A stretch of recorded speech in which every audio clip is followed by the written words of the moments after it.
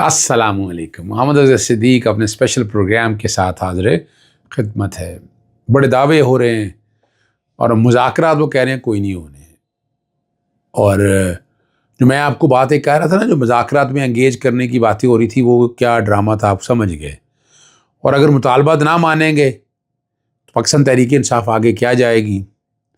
और नादरा के महकमे के डायरेक्टर जनरल जो हैं वो क्या जाली डिग्री पर मुलाजमत करते पाए गए। ये सारी बातें अब आपके सामने कोशिश करूंगा, मैं डिस्कस करूंगा। सबसे पहला अहम मामला, जी का जाना ठहर गया, सुबह गया या शाम गया। शहबाज शरीफ इस सिस्टम में नहीं रह सकते और शहबाज शरीफ का जाना कुछ ज़्यादा दूर नहीं है। और मैं बार बार कहता हूँ कि ये इतनी नालायक गवर्नमेंट है, सारा कुछ खुद करा के, डेफिनेटली एस्टेब्लिशमेंट भी साथ खड़ी है, एस्टेब्लिशमेंट भी कई काम खुद कर रही है, तो ये सारा बोझ उन पे डाल दिए। और उसका नुकसान क्या हुआ है वो आप सब समझ सकते हैं। सारी चीज़ें खुल के सामने आ गई हैं, रास्ता कम है, जगह कम है, मौके कम है, लेकिन आप बड़ी बुरी तरह से फंस चुके हैं इस सारे प्रोसेस के अंदर। और जैसे मैंने कहा था कि मुज़ाकरात के लिए कमेटियाँ तश्कील अभी नहीं दी गई, सिर्फ या सादक ने कहा है क्या है मुज़ाकरात कराने के लिए मैं तैयार हूँ, लेकिन किसी जगह भी आगे ना वज़ीर आज़म ने आकर आगे को बात की, ना नवाज शरीफ ने आकर बात की, ना मरियम सफदर ने आकर। बाकी वो छोटे मोटे बात करते रहते हैं, डिस्कस करते रहते हैं, लेकिन अब चूँकि खुल के बातें पार्लियामेंट के अंदर हो रही हैं तो ये मामला फिर एक दफ़ा उलझ गया है। पार्लियामेंट के अंदर चूँकि, और पार्लियामेंट में इस तरह की बातें होनी भी चाहिए कि पार्लियामेंट एक ऐसा इदारा है कि जहाँ बैठकर आप गुफ्तगू करें, बात करें, जवाब दें। और वहाँ जब खुल के सारी चीज़ें आ रही हैं तो मुसीबत बन रही है। जो कह रहे थे कि पार्लियामेंट के अंदर बैठकर बात नहीं कर रहे, अब पार्लियामेंट में बात हो रही है तो भाग रहे हैं। तो ये जो मैंने आपको नवंबर की मैंने डेट दी हुई थी, अब अप्रैल और मई के अंदर, और नवंबर के बाद आपके पास हालात सारे खुल के सामने आना जो, और ये आने वाले दिनों में कुछ लोगों का कहना, देखिए अमरीकी एडमिनिस्ट्रेशन का जमात तो जहाँ तक ताल्लुक है ना, वो तो पेंटागन की अपनी पॉलिसीज़ होंगी, लेकिन डोनाल्ड ट्रम्प जो है वो एग्रेशन के ख़िलाफ़ है।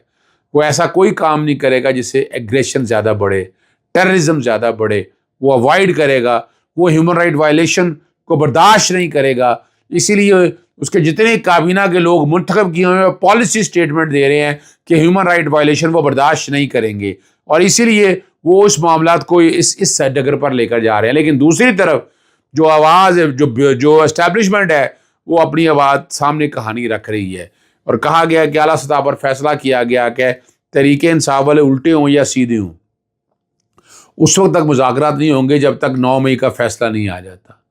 अब देखें, ये जो बात 9 मई में अगर देखा जाए तो मिलिट्री कोर्ट के फैसले तो दे दिए आप लोगों ने, और बाकी कोर्टों के अंदर अभी ट्रायल चल रहा है। अभी तो एविडेंस ही इतनी नहीं है, इतने लंबा है। ये तो कहानी ऐसी है, यानी वो जो बात कही जा रही है कि 3 साल तक इस गवर्नमेंट को चलने दें। क्या करना है ऐसी गवर्नमेंट को चला के जो नालायक तरीन है, जो कुछ भी नहीं कर सकी, और जो हालात वाक़यात उनके सामने नहीं है। और क्या कहें हम, लेकिन ये बात याद रखिएगा। एक बात मैं करके, चूँकि थोड़ा सा मौजू से हट के वहाँ वापस इस मौजू पे आना है, नादरा के डायरेक्टर जनरल जुल्फ़िकार अहमद को जाली डिग्री साबित होने पर मुलाजमत से फारिग कर दिया गया, ठीक है ना। और ये हमारी डिग्रियों की तस्दीक पर मामूल, यानी हमारे शनाख्ती कार्ड, पासपोर्ट, तो नादरा के अंदर डाटा भी चोरी होता रहा। आप सारा कुछ सुनते रहे हैं, सारा कुछ रिकॉर्ड पे आया है। लेकिन ये एक लिहाज से तो पॉजिटिविटी है कि वहाँ से एक गंद निकाला जा रहा है और ये चीज़ें आगे की तरफ जाएंगे। अगर इतवार तक हमारे मुतालबात ना माने गए तो इतवार से सिविल नाफरमानी की तहरीक शुरू हो जाएगी। ये पाकिस्तान तहरीक इंसाफ की तरफ से आया है बयान। यानी दूसरी तरफ जो मैंने पहले शुरू में कहा था, और अब दूसरी तरफ ये है कि इतवार तक आप ये मामले शुरू करें, वरना तहरीक सिविल नाफरमानी शुरू हो जाएगी, ठीक है ना जी। और अब इसमें किस हद तक ये कामयाब होती है ये सोचने वाली बात है। लेकिन ओवरसीज़ पाकिस्तानी अगर रेमिटेंस भेजना छोड़ दें, लेकिन दूसरी तरफ इस तरफ फ़िक्र किसी को नहीं है ना। पहले इतना नुकसान हो गया ऑपरेशन रजीम चेंज के ज़रिए में, इन्हें इनसे कोई फ़र्क नहीं पड़ता। अगर सीरियस होते, अगर यानी ये एक मौका है گفت و شنید کرنے کا. میں تو 5 جون 2023 سے لندن سے یہ بات کر رہا ہوں کہ پاکستان کو مساق پاکستان، اور مساق پاکستان کا لفظ میں نے اس وقت سے کہا ہے کہ پاکستان کو مساق پاکستان کی ضرورت ہے. اور میں نے یہ بھی کہا کہ 9 مئی میں جنرل ایمنسٹی دے. میں یہ پھر بات دہراتا ہوں، میں بار بار بات دہراتا رہوں گا اور یہ میں کرتا رہوں گا یہ بات آپ کے سامنے. جیل کے حالات بہت برے ہیں، ملاقات بالکل نہیں ہونے دی جا رہی عمران خان صاحب سے. اور chief justice jail reform committee نے اڈیالہ جیل کا وزٹ کیا، لیکن کمیٹی کو عمران خان کے سیل کا دورہ کرنے کی اجازت نہیں کی. اور یہ میں بار بار چیف جسٹس اسلام آباد ہائی کورٹ کو بھی کہا ہے کہ ایک کمیشن بنائیں، کمیشن وہاں جا کر دیکھے، ایک ایک چیز کو سامنے لے کر آئے کہ واقعی عمران خان کو سہولیات مل رہی ہے نہیں مل رہی. لیکن نہیں، حقیقت ہے. اور بین الاقوامی قوانین جتنے بھی ہے، universal declaration of human right آ جائیں، ICCPR آ جائیں، نیلسن منڈیلا رولز آ جائیں، کائرو ڈیکلیریشن دے آئیں، جو بھی میں باتیں کروں وہ ساری ریکارڈ کے اوپر موجود ہیں. اور چیف جسٹس آف پاکستان کو یہ خط خدیجہ شاہ نے لکھ دیا ہے اور کوئی رسائی نہیں مل سکی ہے. اور کہا ہے، اور دیکھیں قیدی جتنے بھی ہیں وہاں تک رسائی تو ہونی چاہیے نا. یہ تو ابھی تو یعنی اب اس میں سائفر والے بھی نہیں ہیں، باقی کیس بھی نہیں ہیں، پھر کون سے کیس ہیں کہ جس کی وجہ سے آپ عمران خان کو عام لوگوں سے ملنے نہیں دیں گے.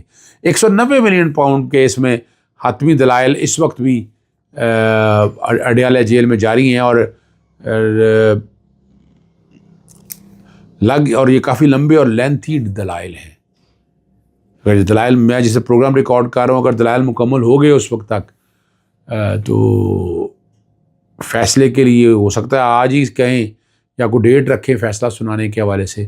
190 ملین پاؤنڈ میں دو رائے میرے تک آ رہی ہیں کہ ایک تو کیس بنتا نہیں ہے، دوسری رائے نظر آ رہی ہے کہ عمران خان کو اور بشرا بی بی صاحب کو سزا سنا دی جائے گی 190 ملین پاؤنڈ کے اندر.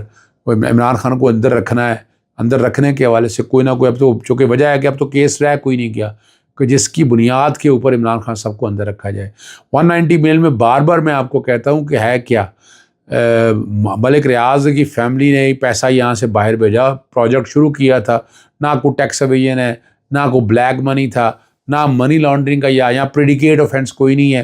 پیسہ وہاں گیا، انہوں نے پوچھا کہ یہ پیسہ کون سا ہے، تو یہ سورس ایکسپلین نہیں کر سکے. سورس جب ایکسپلین نہیں کر سکے NCA نے معاملہ شروع کیا، اور جب حکومت پاکستان کے سامنے آیا تو انہوں نے کہا یہ پیسہ پاکستان واپس بھیج دیں آپ. وہ پیسہ پاکستان واپس آ گیا. یعنی 190 ملین پاؤنڈ ایسے ہی واپس نہیں آیا. یعنی اگر فرض کریں NCA کے سامنے یہ کیس چلتا رہتا تو کتنا وقت لگنا تھا اس سارے معاملے کو. آپ وہاں سے سوچ سکتے ہیں کتنا ٹائم لگنا تھا اور اس سے نتائج کیا ملنے تھے، یہ بھی آپ سمجھ سکتے ہیں. 190 ملین پاؤنڈ یعنی اور کوڑیوں کے پاؤ زمین ہے. یعنی بندہ پوچھے بیریا کراچی میں جو 5 لاکھ روپے کی ایکڑ تھی، اب 1 کروڑ روپیہ کنال کی قیمت وصول کر رہے ہیں اس کے اوپر. کس بنیاد کے اوپر؟ کیا جسٹیفیکیشن ہے؟ کیا حالات اور واقعات ہیں؟ کوئی تو چیز ایسی سامنے ہو نا جس کی بنیاد پر یہ سارا معاملہ دیکھا جا سکے اور ہم سمجھ سکیں اس بات کو. وہ ملک ریاض کو یا دیکھنا، یا تو کوئی ٹھیکے دی ہوں یا کچھ اور ایسا کام کیا ہو، کرپشن کی ہو، تو پھر تو سمجھ آتی ہے بات. تو 190 ملین پاؤنڈ جو نہ کرپشن نہ کرپٹ کا کیس ہے. عمران خان نے ذاتی طور پر کوئی فائدہ نہیں. القادر ٹرسٹ بنا، یہ بھی ریکارڈ کے اوپر ہے. ٹرسٹ آج بھی چل رہا ہے، یہ بھی ریکارڈ کے اوپر ہے. عمران خان نے 1 روپے کا بھی، اور کابینہ نے اس کی منظوری دی، تو اس لیے اس میں بھی کوئی جسٹیفیکیشن ہے نہیں ہے. میں میرٹ کی بات کر رہا ہوں. اگر پاکستان میں میرٹ پریویل کر رہا ہو تو عمران خان اور بشرا بی بی سے باعزت بری ہو جائیں گی. اجازت چاہتا ہوں. السلام علیکم. اللہ حافظ. پاکستان زندہ باد.